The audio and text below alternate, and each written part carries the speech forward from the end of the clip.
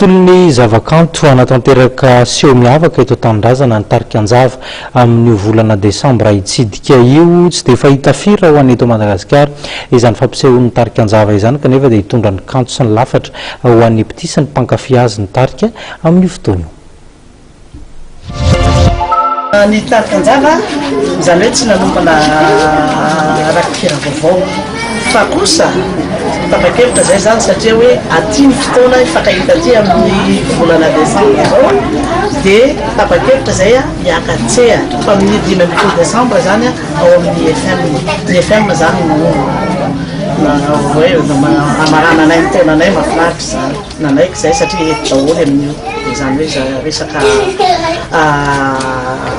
fakahitana amin'ny mpankafy indray miserana. Ny Tarikanjava efa niforona tamin'ny 91 taona 91 zany tena Tarikanjava fa talohan'izay fa nisy foana nanjava moa zany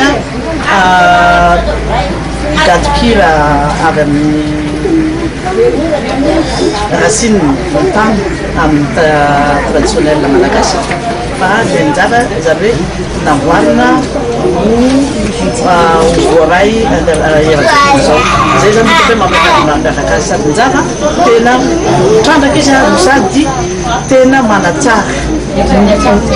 manatsara le gadokira aloha zay vao mamoaka zay no hitako mampiavaka azy satria ny hitako ny akabeazany mety zany anenjika fotsiny amoaka ka izy tokony mba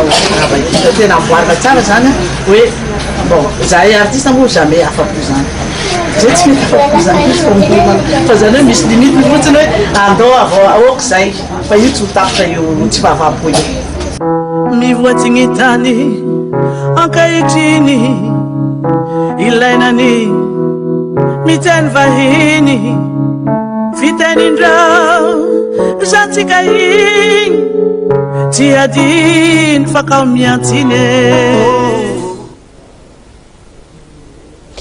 Ny fivoahan'ny gazety Sono manamarika ny andron'ny alakamisy ao anatin'ny gazety Midi Madagasikara trany no ahitantsika ity gazety mitondra torohevitra sy lahatsoratra natsarana indray ny herinandro izay hodiavina ity azadino izany makany anjara gazetinao amin'ny rampitso ao anatin'ny gazety Midi Madagasikara trany no ahitantsika ny gazety Sono hatreto tompoko lasy tompoko vavy ny fotoanan'ny fampalalam-baovao izay ankasitrahana fiainanao no nanaraka izany hatramin'ny farany ho amin'ny rampitso indray ny tenako mifamehy fotoana amintsika eto dia mankasitraka tompoko lasy tompoko vavy.